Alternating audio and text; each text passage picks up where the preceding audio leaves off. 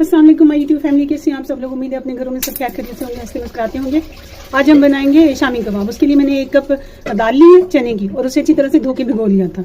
इसके साथ मेरे पास हाफ के जी मटन का कीमा है।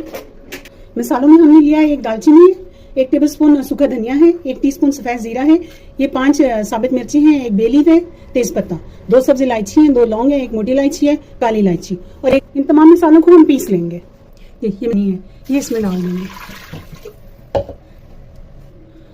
अब हम चूल्हा जला लेंगे, 1 टीस्पून नमक डालेंगे और ये इसमें सब्ज धनिया डालेंगे और इसे मिक्स कर लेंगे। इसे हमने अच्छी करके तो फ्राई करेंगे। इसमें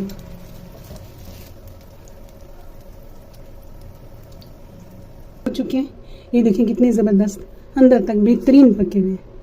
देखिए आप लोग अपने घरों में बनाएं। अल्लाह हाफिज़। मेरे